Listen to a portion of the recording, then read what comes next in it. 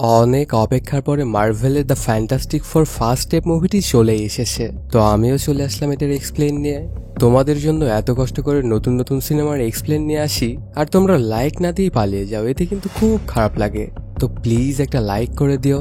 কোনো স্পয়লার না দিয়ে একটা লাইক দিয়ে চলো তাহলে গল্পের গভীরে ঢুকে পড়া যাক। সিনেমার শুরুতেই রিড রিচার্ড ও শু স্টোর্মকে দেখানো হয়। ওরা দুজনে হাজব্যান্ড ওয়াইফ, আর সাথে তারা ফ্যান্টাস্টিক ফোরেরও দুজন মেম্বার। তারপর পরে সু রিডের কাছে তার প্রেগনেন্সি কিটটা এনে বলে যে আমি মা হতে চলেছি। এই খবরটা শুনে তো অনেক খুশি হয়ে যায় রিড, কারণ তারা অনেক দিন ধরে বাচ্চা নেওয়ার ট্রাই করছিল, কিন্তু কোনোভাবেই এটা পসিবল হয়ে উঠছিল না। তবে রিড আবার কিছুটা ভয়ও পায়, আর ওরা ভাবতে থাকে যে ওদের বাচ্চাও কি ওদের মতোই শক্তি নিয়ে জন্ম নেবে। তারপর পরে দেখা যায় একটা রিয়েলিটি শো, যে শোতে আমন্ত্রণ করা হয়েছিল ফ্যান্টাস্টিক ফোরের 4জন মেম্বারকেই। সেখানে আমন্ত্রণ করার আগে দেখানো হয় যে ওরা কিভাবে ফ্যান্টাস্টিক ফোরের মেম্বার হলো, আর তারা দেশের জন্য কি কি বা করেছে। রিড বড় মাপের একজন বিজ্ঞানী। রিড তার বন্ধু বেন, ওয়াইফ শু এবং শালা জনিকে এনে স্পেসে যাওয়ার জন্য একটা রকেট তৈরি করে। কিন্তু স্পেসে যাওয়ার সময় তাদের স্পেসশিপটাতে একটা ঝামেলা হয়ে যায়। একটা জায়গায় গিয়ে সেটা একটা ডাইমেনশনে ফেসে যায়। তারপর পরই ওরা পৃথিবীতে ক্র্যাশ করে। তবে ওরা কেউই মারা যায় না, আর ওরা 4জনই আলাদা আলাদা শক্তি পেয়ে যায়। রিড পায় লম্বা হওয়ার শক্তি, মানে সে হয়ে যায় ইলাস্টিক ম্যান। শু পেয়ে যায় ইনভিজিবিলিটি এবং ম্যাগনেটিক শক্তি। ওর বন্ধু বেন মানুষ থেকে হয়ে ওঠে পাথরের মানুষ, আর ওর গায়ে চলে আসে অসম্ভব শক্তি। আর জনি হয়ে ওঠে টর্চম্যান। ও তার উইল মোতাবেক তার শরীরকে আগুনে পরিণত করতে পারত, আর সেই আগুন দিয়ে বাতাসে প্রেসার ক্রিয়েট করে সে উঠতেও পারত। সবাই ওরা যখন সুপার পাওয়ার পেয়ে যায় তখন ওদেরকে ফ্যান্টাস্টিক ফোর হিসেবে জানা যায়। এই ফ্যান্টাস্টিক ফোর গত কয়েক বছরে দেশের জন্য কি কি করেছে তা কিছুও তুলে ধরা হয়। তাছাড়া এটাও দেখানো হয় যে শু আমেরিকার বিখ্যাত এক মাফিয়ার সাথে শান্তি চুক্তি করেছিল। এই সব কিছু দেখানোর পরে ওদের 4জনকেই উপস্থাপন করা হয় এই শোতে। সবাই ফ্যান্টাস্টিক ফোরকে দেখে তো অনেক খুশি হয়ে যায়। তারপর সেখান থেকে তাদের সব কাজকাম শেষ করে চলে আসে একটা ডিনারে। সেই ডিনারটাতে রিড আর শু একটু দেরি করে আসে। সেখানে আসতে বেন রিডের মনের অবস্থা দেখে বুঝে ফেলে যে ওর বউ প্রেগনেন্ট। আর এই ব্যাপারটা যখন শুয়ের ভাই জনি জানতে পারে তখন তো অনেক খুশি হয়ে যায়, আর নাচানাচি করতে শুরু করে দেয়। আসলে ওরা অনেক দিন ধরে ট্রাই করছিল, কিন্তু কোনোভাবে ওরা বাবা মা হতে পারছিল না। এর জন্য এরা একটু বেশি খুশি হয়ে যায়। তবে ওদের মধ্যে শুধু একটু চিন্তিত দেখা যায় রিডকে। আর ওদের যে বাচ্চা হবে এই খবরটা পরের দিনই নিউজ মিডিয়ায় ছড়িয়ে যায়। ওরা সবাই নিউজ করতে থাকে যে তাহলে কি ফ্যান্টাস্টিক ফোরের নতুন মেম্বার ও নতুন সুপার পাওয়ার নিয়ে আসবে। অন্যদিকে দেখা যায় রিড তার ল্যাবে গবেষণা চালাতে থাকে তার রোবটটাকে নিয়ে। সেখানে সে একটা নতুন ট্রান্সমিশন পায়। তারপর ল্যাবটা যখন জনি আসে তখন তাকে এই নতুন পাওয়ার ট্রান্সমিশনের কথা জানায়। এর সাথে সাথে রিড যে একটা টেলিপোর্টেশন ডিভাইস তৈরি করেছে সেটাও দেখায় ওকে। এই টেলিপোর্টেশন ডিভাইসটার 2টা অংশ আছে। একটা জায়গায় সে একটা ডিম রেখে দেয়, তারপর অন করে দেওয়ার পরে সেটা চলে যায় আরেকটা জায়গায়। আর এই ডিভাইসটা এতটাই পাওয়ার খেয়ে ফেলে যে সাথে সাথেই সবকিছু বন্ধ হয়ে যায়। তখন জনি তার আগুন জ্বালিয়ে গিয়ে সার্কিট ব্রেকারটা অন করে দেয় আবার। তারপর পরে জনি ওই ট্রান্সমিশনটা নিয়ে চলে আসে ওর রুমের মধ্যে। সেটা শোনার পরেও কিছুই বুঝে উঠতে পারে না জনি, কারণ এখানে ট্রান্সমিট হওয়া ভয়েসটা ছিল অন্য ভাষায়। অন্যদিকে দেখা যায় বেন রাস্তা দিয়ে যাচ্ছিল, তখন পাশে থাকা স্কুলের বাচ্চারা ওকে একটা কার উঁচু করে অন্যদিকে ফেলতে বলে। তখন বেন সেটা তুলে তাদের দেখায় এবং সাথে মজাও নেয়, কিন্তু সেটা ফেলে না, আবার আগের জায়গাতেই রেখে দেয়।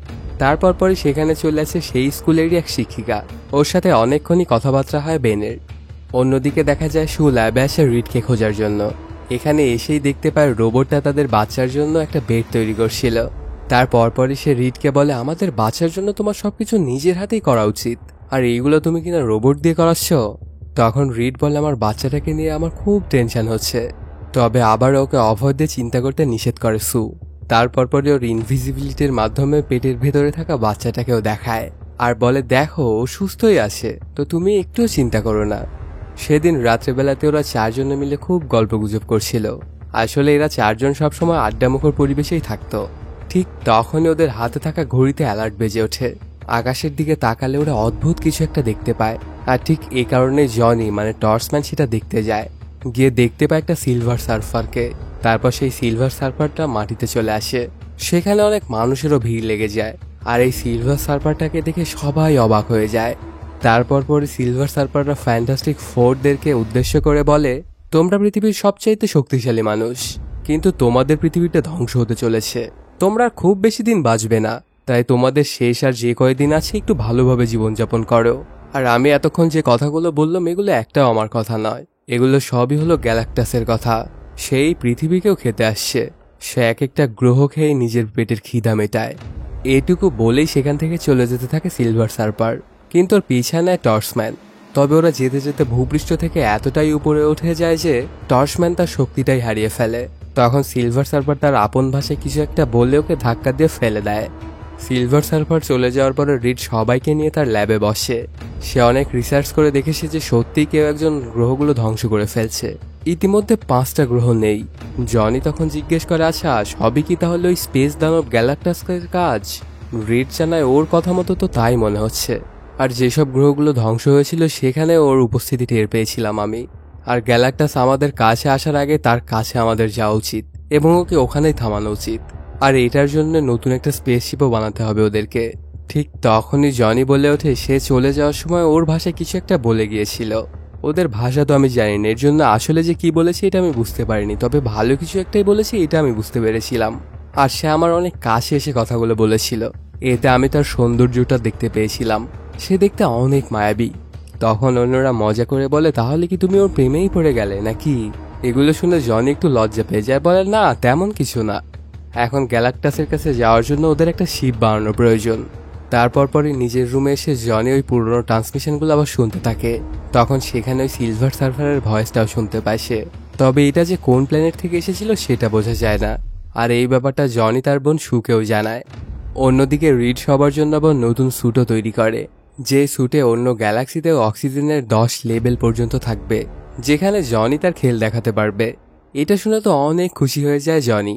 এর পরপরই রিড তার ওয়াইফ সুকে বলে, তোমাকেও এই অবস্থাতে স্পেসে যেতে হচ্ছে, তবে সু জানে এটাতে কোনো সমস্যা নেই, তোমরা সবাই তো থাকবে আমাকে প্রোটেক্ট করার জন্য।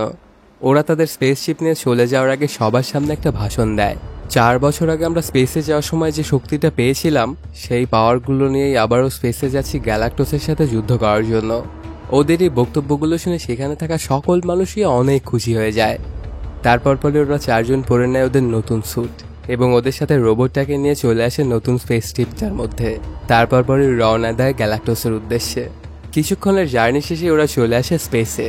তারপর সেখানে থাকা একটা যন্ত্রের সাথে কানেক্ট করে ওদের স্পেস শিপটা। আর এই যন্ত্রটা ব্যবহার করে তারা অন্য একটা প্ল্যানেটের দিকে যেতে থাকে। আর যেতে যেতে ওরা সিলভার সার্পারকেও খুঁজছিল। একসময় ওদের সামনে একটা প্ল্যানেট ভেঙে যাচ্ছিল। তখন সেই রোবটটা যেন এই প্ল্যানেটটা আমাদের পৃথিবীর থেকে অনেক বড় ছিল। আর সেই প্ল্যানেটের ধ্বংসবশেষ থেকে নিজেদেরকে বাঁচাতে সু সবকিছু ইনভিজিবল করে দেয়। আর সেই ইনভিজিবল থাকা অবস্থাতেই ওদের স্পেসশিপের মধ্যে চলে আসে সিলভার সার্ফার আর বলতে থাকে, এখানে তোমাদের আসা কোনোভাবেই উচিত হয়নি, গ্যালাক্টাস তোমাদের রাখছে। ঠিক তখনই ওরা একটা ম্যাগনেটিক ফিল্ডের মধ্যে পড়ে যায়, যেটা ওদের সবাইকে নিয়ে চলে আসে গ্যালাক্টাসের প্ল্যানেটে। তারপর পরই জনি গিয়ে সিলভার সার্ফারটাকে জিজ্ঞেস করে, আচ্ছা সেদিন তুমি কি বলেছিলে যাওয়ার সময়? তখন সে বলেছে, না তেমন কিছুই না, তোমাদের শুধু আমি শুভকামনা জানিয়েছিলাম। তারপর পরে রিড সিলভার সার্ভারটাকে জিজ্ঞেস করে, আচ্ছা গ্যালাক্টাস আসলে কি চায় আর কেনই বা সে এতগুলো প্ল্যানেট ধ্বংস করছে? তখন সিলভার সার্ভার বলে যে আসলে সে কিছুই চায় না, আর সে শুধুমাত্র তার ক্ষুধার জন্য প্ল্যানেটগুলো খাচ্ছে। আর এক একটা এত বড় বড় প্ল্যানেট খেয়েও তার ক্ষুধা মিটছে না। তারপর পরে ওদের সবাইকে নিয়ে চলে আসে গ্যালাক্টাসের সামনে। গ্যালাক্টাস দেখতে একদম দৈত্য আকৃতির ছিল। তখন গ্যালাক্টাস ওদেরকে বলে, আমিও তোমাদের মতোই ছিলাম, কিন্তু তারপরে আমাকে স্পেসে আনা হয়। আর তারপর এমন একটা অবস্থা হয়ে যায় যে আমার ক্ষুধাই মেটে না, শুধু খেতেই থাকতাম সব সময়। আর তোমরা আমার কাছে কেন এসেছো? তোমাদের প্ল্যানেটটা ভিক্ষা চাইতে? রিড জানায়, না, আমরা জাস্ট তোমার সাথে একটু কথা বলতে এসেছি। এটা শুনে গ্যালাক্টাস বলে, তোমরাই তোমাদের পৃথিবীর সবচাইতে শক্তিশালী মানুষ, তাই না? রিড জানায়, হ্যাঁ। তারপর পরে গ্যালাক্টাস বলে যে তোমাদের প্ল্যানেটের আমি তেমন কোনোই ক্ষতি করব না, কিন্তু একটা শর্ত আছে, তোমার অনাগত বাচ্চাটাকে আমাকে দিয়ে দিতে হবে। এটা শুনে ওরা তো অবাক হয়ে যায়। তারপর রিড জিজ্ঞেস করে, আচ্ছা তুমি আমার বাচ্চাকে কেন চাইছো? তখন গ্যালাক্টাস জানায় সেই পুরো ব্রহ্মাণ্ডের সবচেয়ে শক্তিশালী মানুষ হবে, আর তাকে ব্যবহার করে আমি হয়ে উঠবো আরো বেশি শক্তিশালী। ওর মুখে এমন কথা শুনে স্তব্ধ হয়ে যায় রিড, আর বলে, আমি আমার বাচ্চার সকল টেস্ট করিয়েছি, কোনো রকমের কোনো অ্যাবনর্মালিটি নেই ওর মধ্যে, একদম সে স্বাভাবিক একটা মানুষের বাচ্চা। তারপরেও কিছুই বলে না গ্যালাক্টাস, এবং চোখ দিয়ে শুধু সুয়ের দিকে তাকায়। এটাতে পেটের মধ্যে কিছু একটা অনুভূত হয় ওর, আর সাথে ওর পেট ব্যথাও শুরু হয়ে যায়। বোনের এমন অবস্থা দেখে জনি চলে যায় টর্চম্যান হয়ে গ্যালাক্টাসের সাথে ফাইট করার জন্য, আর রিড শুকে নিয়ে যেতে থাকে স্পেসশিপের দিকে। ওকে মারার চেষ্টা করতে থাকলে এক পর্যায়ে জনির স্যুটের অক্সিজেন লেভেলটা শেষ হয়ে যায়। এতে সে আর উঠতে পারছিল না, তাই সে নিচে পড়ে যায়। কিছুক্ষণের মধ্যে ওরা সবাই চলে আসে স্পেসশিপটার মধ্যে। তারপর সেখান থেকে ওরা দ্রুত পালিয়ে আসে। তবে ওদের সাথে সিলভার সার্ভারও চলে এসেছিল। এক পর্যায়ে সিলভার সার্ভার তো শুয়ে পেটে হাত দিয়ে বসে। তখন বেন স্পেসশিপের গতি আরও বাড়িয়ে দেয়। এতে সিলভার সার্ভার কিছুটা পিছিয়ে পড়ে। এই ব্যাপারগুলোতে অনেক রাগান্বিত হয়ে যায় জনি, আর গুলি করতে শুরু করে সিলভার সার্ভারকে। কিন্তু একটা গুলিও সে লাগাতে পারছিল না। এই ব্যাপারটা যখন রিড দেখতে পায় তখন সে অন্য কিছু করার ট্রাই করে। সে রাডারে একটা ব্ল্যাক হোল দেখতে পায়, আর তাদের স্পেসশিপটা তখন সেই ব্ল্যাক হোলটার দিকে নিয়ে যেতে বলে, যাতে করে সেই ব্ল্যাক হোলের ম্যাগনেটিক আকর্ষণ সিলভার সার্ভারকে তার ভিতরে টেনে নিয়ে যায়। এটা শুনে বেন বলে যে তাহলে তো আমাদের শিপটাও নিয়ে চলে যাবে, কিন্তু রিড বলে যে না, আমাদের শিপের কিচ্ছু হবে না। তখন জনি জিজ্ঞেস করে, আচ্ছা ব্ল্যাক হোলের মধ্যে গেলে সেখানে কতদিন থাকবে সিলভার সার্ভার? রিড জানায় 1 মাসের মতো। ওরা একদম ফুল স্পিডে যেতে থাকে সেই ব্ল্যাক হোলটার দিকে। সেটার একদম প্রায় কাছাকাছি চলে আসলে রিড সুকে বলে যে পুরো শিপটাকে ইনভিজিবল করার জন্য। সু এত কষ্টের মধ্যেও সেটা করে। এই ব্যাপারটা ঘটে যাওয়াতে সিলভার সার্ভার আর শিপটা দেখতে পায় না, আর সে ব্ল্যাক হোলের মধ্যেই ঢুকে যায়। অন্যদিকে এদের শিপটা পাশ কাটিয়ে চলে যায়। আর ওর এই অবস্থা তো তার পাওয়ার ইউজ করাতে ওর প্রসব বেদনা আরও বেড়ে যায়। এই ব্যাপারগুলো দেখে রিড তাকে সাহায্য করতে থাকে, সাথে বেনও চলে আসে। অনেকক্ষণ চেষ্টা করার পর একটা ছেলে সন্তানের জন্ম দেয় সু। ওকে দেখে তো সবাই অনেক খুশি। চলে এসেছে ওদের ফ্যান্টাস্টিক 5, আর সেই বাচ্চাটার নাম দেওয়া হয় ফ্র্যাঙ্কলিন। এই বাচ্চাটিকে নিয়ে তারা খুব সুন্দরভাবে পৃথিবীতে আবারও ল্যান্ড করে।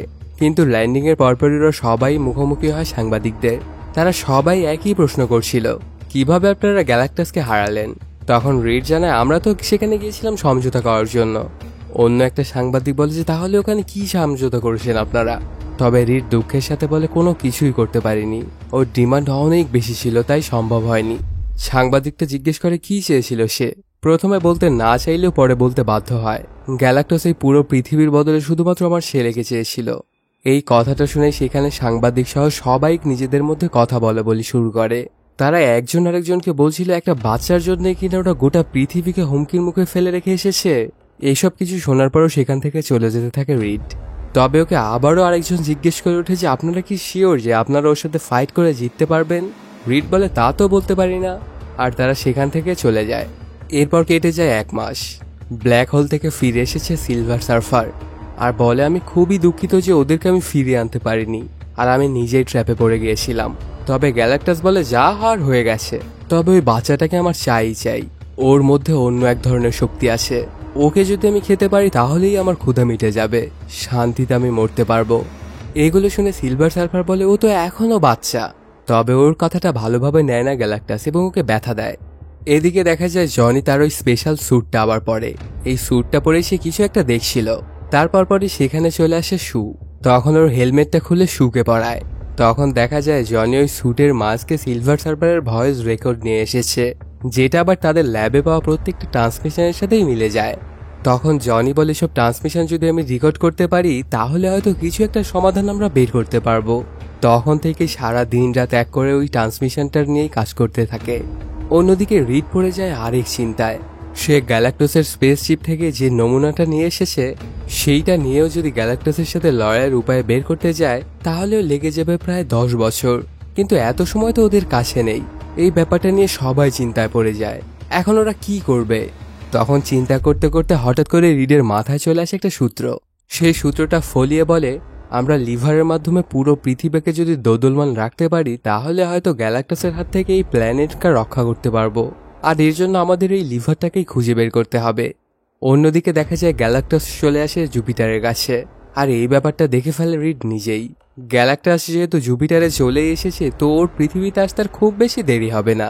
আর ঠিক এই কারণেই পুরো পৃথিবীতে আন্দোলন শুরু হয়ে যায় ফ্যান্টাস্টিক 4-এর বিরুদ্ধে।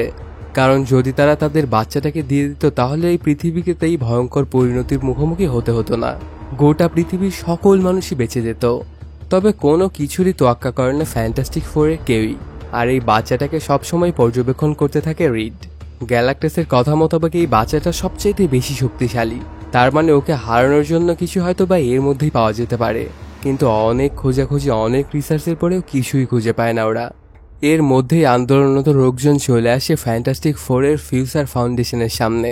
আর বাইরে ঘটে যাওয়া এই ব্যাপারগুলো দেখে রিড বলে, আসলে এটা হবারই ছিল।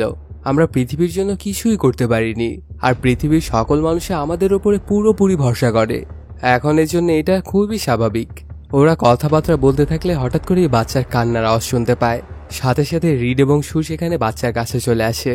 সু বাচ্চাকে কোলে নিয়ে রিডকে বলে, তুমি কি গ্যালাক্টোসের হাতে আমার বাচ্চাকে তুলে দেওয়ার চিন্তা করছো? যদি এই চিন্তা করে থাকো তাহলে সেটা আগেই বাদ দাও। তবে রিড জানায় যে না, আমি সব কিছুই ভাবিনি। তখন সু ওকে বলে যে তোমার চিন্তাধারা বদলাতে তো সময় লাগে না, তবে আমি কোনো মূল্যেই আমার ছেলেকে আমি দিতে পারবো না। ও বড় হওয়ার পরে যেটাই হোক আমি সেটা মেনে নেব। তারপর পরই বাচ্চাটাকে নিয়ে সবার সামনে চলে আসে সু আর বলতে থাকে, আমার বাবা মা দুজনেই অ্যাক্সিডেন্টে মারা গিয়েছিল, শুধু সেখানে বেঁচে গিয়েছিলাম আমি আর আমার ছোট ভাই।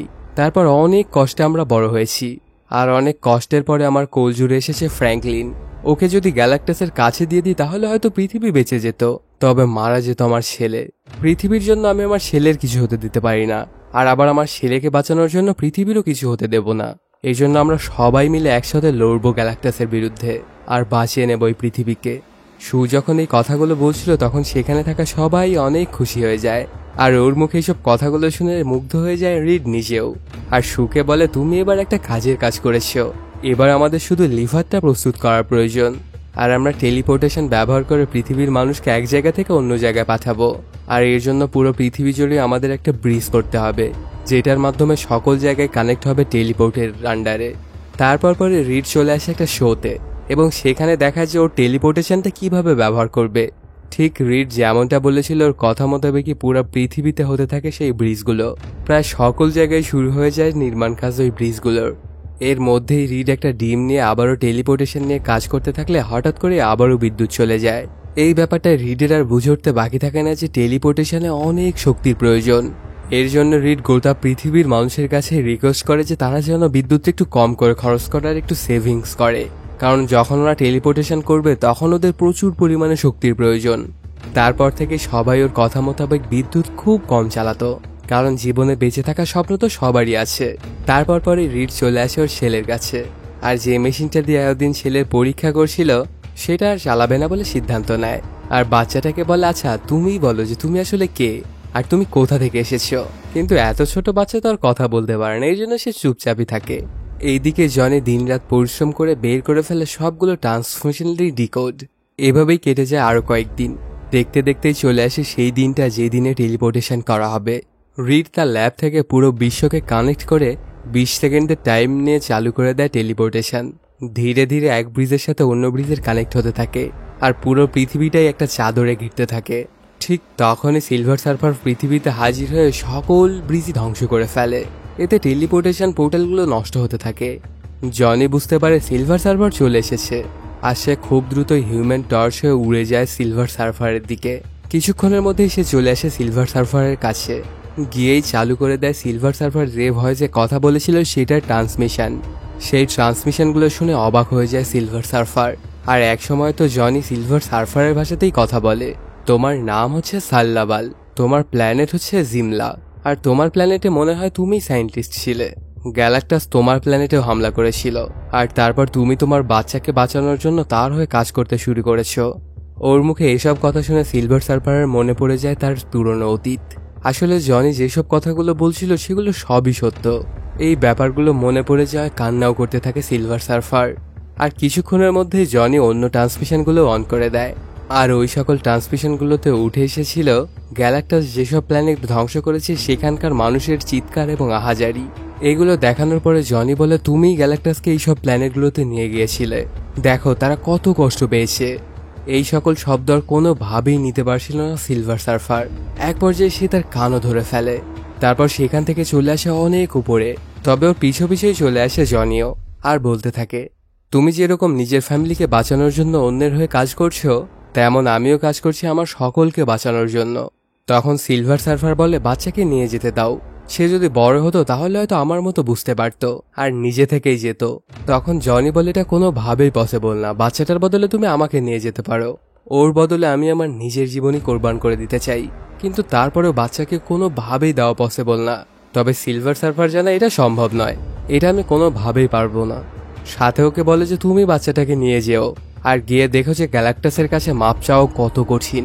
এগুলো বলেই সেখান থেকে চলে যায় সিলভার সার্ফার। তারপর সেখান থেকে আবারও ল্যাবে চলে আসে জনি, আর বলতে থাকে আমি কিছুই করতে পারলাম না। তবে সেখানে থাকা সবাই বলতে থাকে যে না, তুমি ফ্র্যাঙ্কলিনকে বাঁচিয়েছো, এইটাই অনেক বেশি। সেই সময়ে পৃথিবীর চারিদিক থেকে সিগন্যাল আসতে শুরু করে, প্রায় সকল টেলিপোর্টেশনের মেশিনগুলো নষ্ট হয়ে গেছে। তারপর রিড বাচ্চাটার দিকে তাকিয়ে সিদ্ধান্ত নেয় গ্যালাক্টাসকে আমাদের প্ল্যানেটে নিয়ে আসতে হবে, আমাদের মূল টেলিপোর্টেশন সেন্টারেও আনতে হবে। মূলত সে তার শিপ ছাড়া কিছুই না। শিপ থেকে নামিয়ে তাকে টেলিপোর্টেশন করে ইউনিভার্সের অন্য এক কোনায় নিয়ে গিয়ে ফেলে দেব। এইগুলো শুনে বেঞ্চ জিজ্ঞেস করে ওকে এখানে কিভাবে আনবে তুমি? সু তখন তার বাচ্চাকে দেখিয়ে দেয়, আর রিডকে বলে তুমিও এটাই ভাবছো তাই না? রিড প্রথমে স্বীকার করে না, তারপর ওকে সম্মতি দিতেই হয়। সেই সাথে হিসাব নিকেশ করে বলে আমাদের হাতে সময় থাকবে মাত্র 37 সেকেন্ড। টেলিপোর্টেশন মেশিনটা অন করলে পোর্টাল খোলা থাকবে মাত্র 37 সেকেন্ড, আর এই সময়টার মধ্যে যেভাবেই হোক গ্যালাক্টাসকে ওই পোর্টালের মধ্যে রাখতে হবে। তবে ফ্র্যাঙ্কলিন কেমন বিপদের মধ্যে রাখতে চায় না বেন এবং জনি। তারপরেও জেদ করে ইনভিজিবল হয়ে বাচ্চার কাছে চলে আসে সু। তারপর বাচ্চাটাকে নিয়ে চলে আসে মূল সেন্টারে। সেখানে এক পর্যায়ে রিডও চলে আসে। দুজন মিলেই সিদ্ধান্ত নেয় যেভাবেই হোক তারা তাদের ছেলেকে বাঁচাবে, সাথে পৃথিবীকেও বাঁচাবে, আর গ্যালাক্টাসকে শেষ করে দিবে। এই ব্যাপারগুলো যখন শহরের সবাই জানতে পারে তখন সবাই শহর ছাড়তে শুরু করে। তবে এখনো অনেকজনই উপস্থিত আছে শহরে, এই জন্য সেই মূল সেন্টারে চলে আসে বেন, আর বলতে থাকে গ্যালাক্টাস কোন দিক থেকে আসবে এটা আমরা জানি না, তবে যে দিক দিয়ে আসুক না কেন ক্ষয়ক্ষতি হবে অনেক বেশি, সাথে অনেক মানুষও মারা যাবে। ওর মুখে এমন কথা শুনে সু জানায় আমার কাছে এর একটা প্ল্যান আছে। তারপর সে ডেকে পাঠায় সেই বিখ্যাত মাফিয়াকে, আর তার হাইড আউটেই বাকি লোকগুলোকে রাখার বন্দোবস্ত করে ফেলে। পরের দিনই তার শিপ নিয়ে পৃথিবীতে চলে আসে গ্যালাক্টাস। তারপর দেখা যায় সেই বাচ্চাটাকে ওই নির্দিষ্ট জায়গায় রেখে দেয়। অন্যদিকে দেখা যায় তার শিপ থেকে সাগরের মধ্যে লাফ দেয় গ্যালাক্টাস, আর সাথে সাথেই সেখানে জলোচ্ছ্বাসের সৃষ্টি হয়। এরপর সে পুরো জায়গাটা স্ক্যান করতে শুরু করে। কিছুক্ষণের মধ্যেই সে বাচ্চাটাকে খেয়াল করে দেখতে পায়। তারপরে সেই দিকেই আগাতে শুরু করে গ্যালাক্টাস। তখন দেখা যায় গ্যালাক্টাস কতটা দানবাকৃতির, অনেক বড় বড় বিল্ডিং এর থেকেও বড়। হাঁটতে হাঁটতে সে বাচ্চার কাছাকাছি চলে আসে। ঠিক তখনই প্ল্যান অনুযায়ী জনি ওর চোখে আগুন লাগিয়ে দেয়, আর ঠিক এই সুযোগে সুতার বাচ্চাটাকে ওখান থেকে সরিয়ে নেয়, সাথে সেখানে একটা খালি বাক্স রেখে দেয়। তারপর সেই বাচ্চাটিকে নিয়ে ল্যাবে রেখে আসে। সেখানে রোবটটাই দেখাশোনা করছিল ওই বাচ্চাটাকে। আর আবারও এখানে চলে আসে, আর সবাই মিলে অপেক্ষা করতে থাকে গ্যালাক্টাসের সেই নির্দিষ্ট জায়গায় আসার জন্য। সেখানে আসলেই ওরা টেলিপোর্টেশন মেশিনটা অন করে ফেলবে। তার মধ্যে এক ধাপ গিয়েই থেমে যায় গ্যালাক্টাস। সে বুঝতে পারে যে তাকে আসলে টোপ দেওয়া হয়েছে। সেই সাথে আরও বুঝতে পারে যে বাচ্চাটাকে রাখা হয়েছে একটা নির্দিষ্ট বিল্ডিংয়ে। ও ওদের সকল প্ল্যান জেনে গেছে। এটা যখন ফ্যান্টাস্টিক ফোর জানতে পারে তখন ওর সাথে ফাইট করতে শুরু করে, কিন্তু কেউই পেরে উঠছিল না গ্যালাক্টাসের শক্তির সাথে। সু জখম হয়ে যায়। বেনকে গ্যালাক্টাস এত জোরে ছুঁড়ে মারে সে অনেক দূরে গিয়ে পড়ে, তবে ওকে বাঁচিয়ে নেয় জনি। তারপরই ধরে রিডকে, আর ওকে টেনে লম্বা করতে শুরু করে। তারপর রিডকেও এসে আবার জনিই বাঁচায়। আর এই সময়টার মধ্যে গ্যালাক্টাস বাচ্চাটাকেও নিয়ে ফেলে। রোবটটা এখানে কিছুই করতে পারে না। বাচ্চাটা নেওয়ার পরই গ্যালাক্টাস বলতে থাকে তোমাকে খেয়েই আমি আমার নিজের ক্ষুধা মিটাবো, তারপরই হবে আমার শান্তি। ঠিক তখনই সেখানে নিজের ছেলেকে বাঁচানোর জন্য সু তার সর্বোচ্চ শক্তি প্রয়োগ করে। এতে খানিকটা পিছিয়ে যায় গ্যালাক্টাস। তবে সু যদি ওর এত পাওয়ার ইউজ করে তাহলে ওর নিজেরই ক্ষতি হয়ে যাবে। এর জন্য ওকে বারণ করতে থাকে সবাই, কিন্তু কোনো কথাই শুনছিল না সু, কারণ তার নিজের জীবনের থেকে তার ছেলের জীবন অনেক বেশি মূল্যবান ওর কাছে। তারপরে অন্য কোনো উপায় না থাকে ওরা সবাই মিলে একটা প্ল্যান করে বসে, আর যে যার পজিশন নিয়ে নেয়। গ্যালাক্টাসকে সেই টেলিপোর্টেশন সার্কেলের মধ্যেই নিয়ে যাচ্ছিল সু, আর লিভারটার কাছে চলে যায় জনি। ওকে ঠেলতে ঠেলতে অনেক দূরে নিয়ে চলে আসে সু, তবে পিছনে একটা বিল্ডিং থাকা আর পিছনে যাচ্ছিল না। এই জন্য সেই বিল্ডিংটা ভেঙে ওকে সাহায্য করে বেঞ্চ। এভাবে আরো অনেকক্ষণ ঠেলার পরে ওকে নিয়ে প্রায় টেলিপোর্টেশন সার্কেলের মধ্যে চলেই আসে। ঠিক তখনই টেলিপোর্টেশন মেশিনটা অন করে দেয় জনি। তখন সেখানে একটা পোর্টাল খুলে যায়। তারপরই রিড নিজের সর্বোচ্চ শক্তিটা প্রয়োগ করে বাচ্চাটাকে ছিনিয়ে নিয়ে আসে গ্যালাক্টাসের কাছ থেকে। তবে নিজের সর্বোচ্চ শক্তি অনেকক্ষণ ধরে প্রয়োগ করার কারণে বেহুশ হয়ে পড়ে সু। অন্যদিকে দেখা যায় পোর্টালের মধ্যে যাওয়ার পরেও আবার বেরিয়ে আসতে পারে গ্যালাক্টাস। তখন জনি খেয়াল করে দেখতে পায় পোর্টালটা বন্ধ হতে আরো 10 সেকেন্ড বাকি। তাই নিজের জীবনের মায়া ত্যাগ করে জনি যায় ওকে আটকানোর জন্য। ঠিক তখনই সেখানে চলে আসে সিলভার সার্ফার এবং সরিয়ে দেয় জনিকে, আর গ্যালাক্টাসকে নিয়ে ঢুকে পড়ে পোর্টালের মধ্যে। আর সাথে সাথেই পোর্টালটাও বন্ধ হয়ে যায়। এবার গ্যালাক্টাসও হারিয়ে যায় সেই পোর্টালের মধ্যেই। এদিকে দেখা যায় শু বেহুশ হয়ে পড়ে আছে। এর জন্য সেখানে দৌড়ে চলে আসে রিড আর তার সিপিআর করতে শুরু করে, কিন্তু কোনো রেসপন্স পাওয়া যাচ্ছিল না। তখন বেন জানায় শু মারা গিয়েছে। এই ব্যাপারগুলো ঘটে যাওয়াতে অনেক কষ্ট পায় রিড, সাথে কান্না করতে থাকে বাচ্চা ফ্র্যাঙ্কলিনও। কান্নারত অবস্থায় সে শুধু বারবার যেতে চাচ্ছিল তার মায়ের কাছে। এই জন্য বেন ফ্র্যাঙ্কলিনকে তার মায়ের বুকের ওপর রাখে। ওর মৃত মায়ের ওপরে রাখার পরপরই ফ্র্যাঙ্কলিনের কান্না থেমে যায় আর সে হেসে ফেলে। কিছুক্ষণ পরে রেসপন্স করে শু, আর এক পর্যায়ে সে পুরোপুরি সুস্থ হয়ে পড়ে। তখন ওরা সবাই বুঝতে পারে যে ফ্র্যাঙ্কলিনের শক্তি ওদের সবার থেকেই বেশি, আর ওই কিছু একটা করে তার মাকে বাঁচিয়ে নিয়েছে। ওদের এই মিশনটা শেষ হলে সবাই আবার তাদের বেজে ফিরতে থাকে। মানুষজন তো ওদেরকে অনেক বাহবা দিচ্ছিল। এরপর কেটে যায় কয়েকদিন। ফ্যান্টাস্টিক ফোরের এই সফলতার জন্য ওদের সংবর্ধনা দেওয়ার জন্য একটা শো এর আয়োজন করা হয়। কিছুক্ষণের মধ্যেই শুরু হয়ে যায় সেই শো। উপস্থাপক তো ফ্যান্টাস্টিক ফোরের সম্পর্কে অনেক কিছু বলে তারপর পর্দাটা খুলতে বলে, কিন্তু পর্দাটা খুললে দেখা যায় সেখানে ফ্যান্টাস্টিক ফোরের কেউই নেই। আসলে ওরা সবাই মিলে এখানে যখন দাঁড়িয়েছিল ঠিক তখনই ওদের ঘড়িতে একটা অ্যালার্ট চলে আসে, আর সেখানের উদ্দেশ্যেই তাড়াহুড়ো করে বেরিয়ে পড়ে ওরা সবাই। এবার ওদের সাথে সাথে আছে ছোট্ট ফ্র্যাঙ্কলিনও। আসলে নিজেদের সংবর্ধনার চাইতে বিপদ মোকাবেলা করাটাই আগে। সেখান থেকে ওরা দৌড়ে যেতে থাকলেই শেষ হয়ে যায় সিনেমাটি। তো বন্ধুরা, কেমন লাগলো আজকের এই এক্সপ্লেনটি জানাতে কমেন্ট করো। আর যদি এখনো চ্যানেলটি সাবস্ক্রাইব না করে থাকো তাড়াতাড়ি সাবস্ক্রাইব করে নাও। দেখা হচ্ছে নতুন কোনো ভিডিওতে। Till then, সায়োনারা।